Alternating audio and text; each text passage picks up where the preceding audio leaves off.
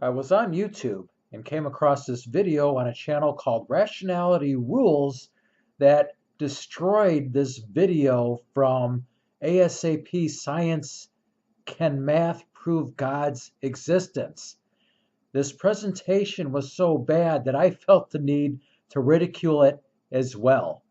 Everybody at ASAP Science that was involved with this presentation should be embarrassed. They should offer a retraction, they should apologize profusely, and they should promise never, ever, ever again to allow such nonsense on their channel. So let's get started. The existence of God has been fiercely debated for centuries, but regardless of what you think or feel is true, can we use math, the universal, unbiased language, to come to a conclusion? Can math prove God's existence?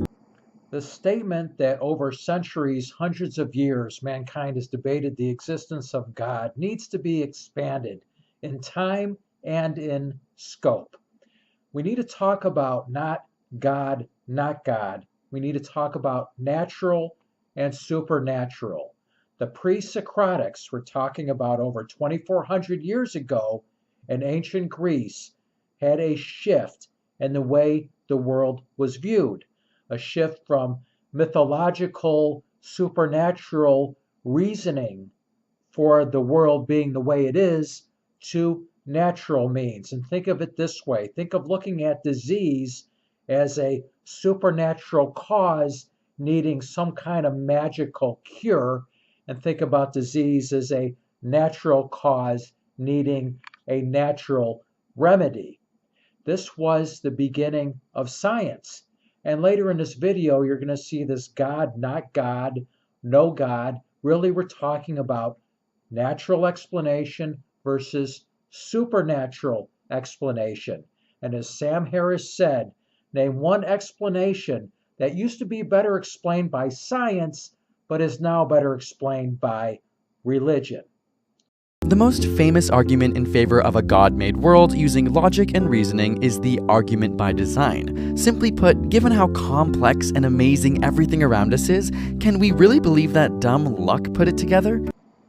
But by dumb luck, we have a God that created everything. So something even more complex than a universe, God, by dumb luck, just happened to be there to create the universe.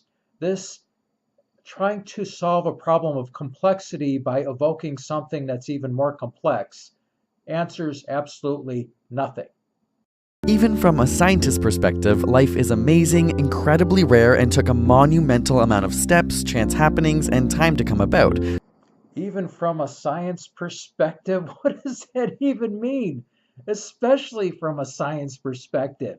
To truly understand how complicated life is and the evolutionary process and how everything came about, that requires an understanding of science. So, a religious person may argue, doesn't it seem much more plausible that there was some driving force behind it all? And what was the driving force behind the driving force? This type of argument is called reductio ad absurdum, which simply means it attempts to disprove a statement by showing it inevitably leads to absurd or impractical conclusions. That argument is called the God of the gaps. We don't know how the universe came to be, so therefore God did it. As Neil deGrasse Tyson put it, if you're going to define God that way, then what God is an ever-receding pocket of scientific ignorance. In this case, it suggests that 1. If there's no God, humans developing is very unlikely. 2. Humans did develop, therefore 3. It is unlikely that there's no God. But I found this wording very strange. Typically it's, well, how did life begin? Because we don't know that. Or how did the universe begin? Because we don't know that.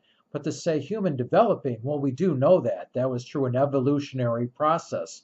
Humans evolved from other animals. So human developing, to use that as an argument where, well, if humans developed, there must have been a God. That makes absolutely no sense. We have a scientific explanation. We know this is what happened. So really the argument would be, is there some kind of supernatural entity that was involved with that evolutionary process? which is a completely different question than this mindless fluff that's being presented in this video. But let's take this logic one step further and imagine the universe before anything has been created. Here we have a Bayes box where we have our two possibilities of God existing and no God existing. Let's take this logic one step further, assumes that some kind of logic has been presented. There hasn't been. And then we get this box. No God, God. Really what we're talking about? Natural explanation, supernatural explanation. On the other side, our possibilities are that humans exist or that humans don't exist. If no God is true, then most would agree that human existence takes a lot of specific factors to come about, so let's make up a tiny probability and say that there's a 1 in 4 billion chance of humanity coming into existence in a world with no God. And if God is real, even though we don't know that God would make humans, certainly he could, so let's give it a higher probability of 1 in 4 million. Of course, if we examine the evidence, we know we exist, so we can get rid of the other row. And as many who have used the argument by design point out, a human-made world with God seems much more likely rationally and statistically. And nowhere in this video has the word God even been defined as to what that even means, or any kind of probability on such a God existing. So what is God? Is it a singular being that's all powerful, that has a penis, that's jealous and doesn't want us to eat shrimp? Is that what we mean by the word God? Or are we talking about anything that explains the beginning of the Big Bang? I wouldn't think so. If the Big Bang began by a quantum fluctuation, I wouldn't think we'd call that God. So God would mean something supernatural, which once again gets the argument down to natural cause versus supernatural cause. And when you talk about the existence of humans, well, that was only possible by the existence of the universe. And we don't know how the universe came to be. So we have no definition for God. We don't know how the universe came to be. We're talking about natural versus supernatural explanation. And then somehow people are putting probability numbers on this. This is absolute fluff. This is absolute brain dead nonsense.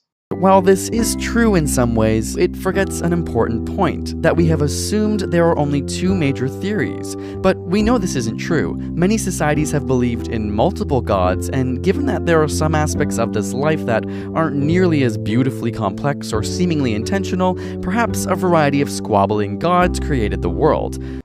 On the other side of God and gods, why aren't we seeing cosmological explanations for the universe coming to be?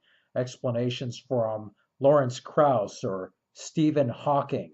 And what about the idea of some kind of supernatural entity that's beyond man-made religions? So why are you just drawing pictures of human figures or an elephant-headed figure or whatever? What about the possibility of something supernatural beyond any man-made religions? This is such a simplistic, childish video. It is embarrassing.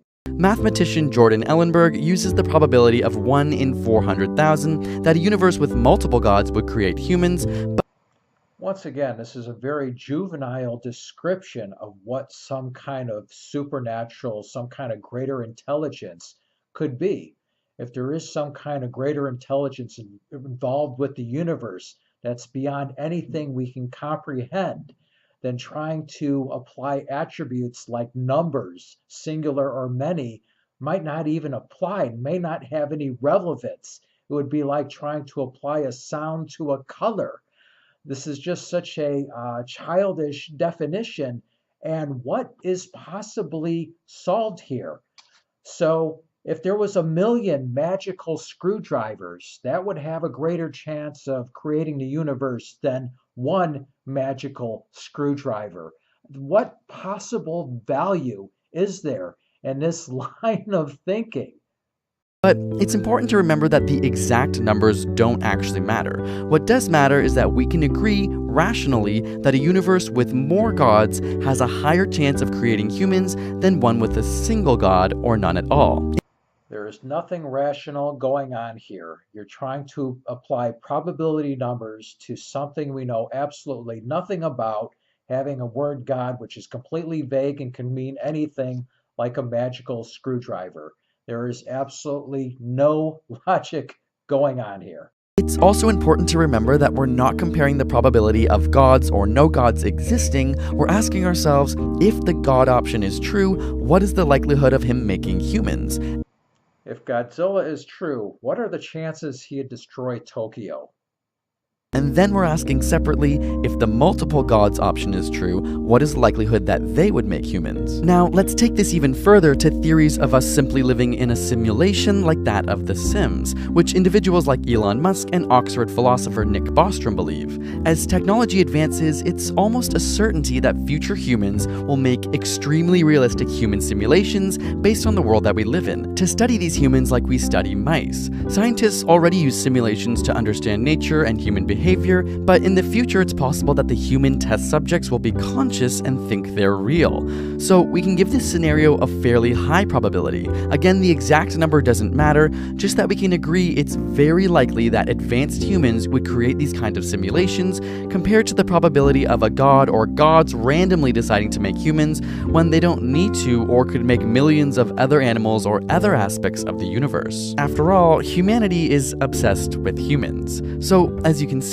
while math can in fact show that the existence of life is evidence that God exists compared to no God, that is not what math says. Making things up and pulling probability numbers out of your ass is not math, and it's not science. Basically, all the garbage that was presented in this video is knocked out by something that Carl Sagan said.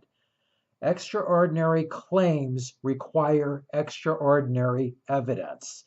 To say that we are Sims, to say that we're replicants, to say that we're plugged in the matrix, any crazy thing that humans could possibly imagine, any extraordinary claim has to be backed up with extraordinary evidence.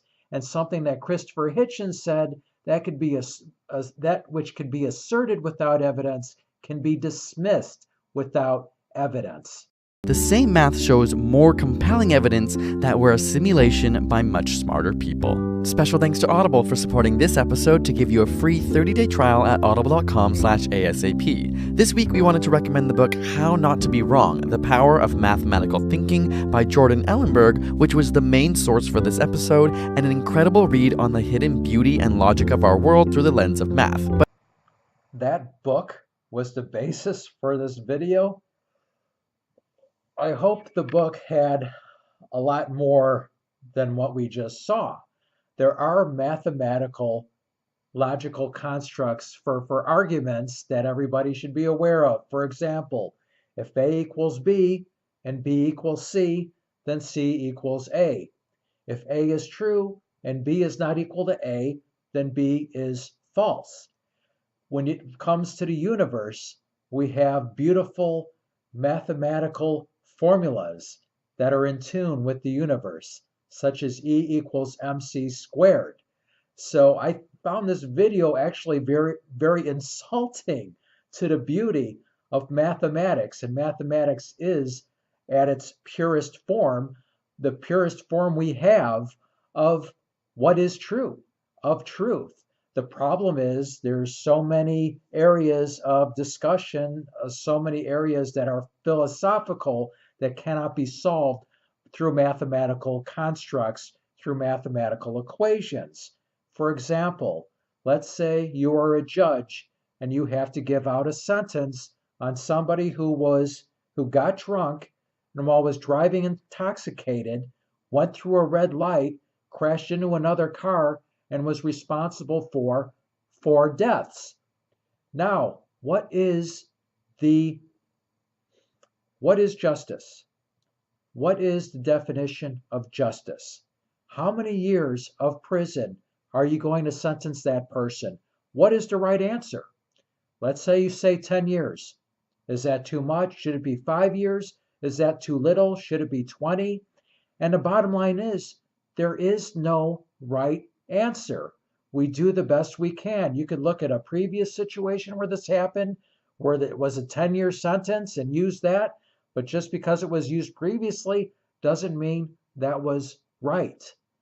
There are questions that are far too complicated for math to solve. It gets into the areas of philosophy. I guess what bothers me so much about this video is how simplistic and brainless that it is, and how unrealistic that it is. And I understand the appeal of the 4-minute video, but it was such a childish, romper room crap video that once again it's embarrassing.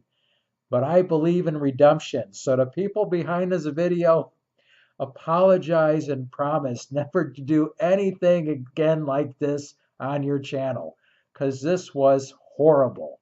Anyway, this is Jim Wall. Thanks for watching. Until next time. Cisco, do we have to leave all our good friends now? Only until next time, Pancho. Adios, amigos.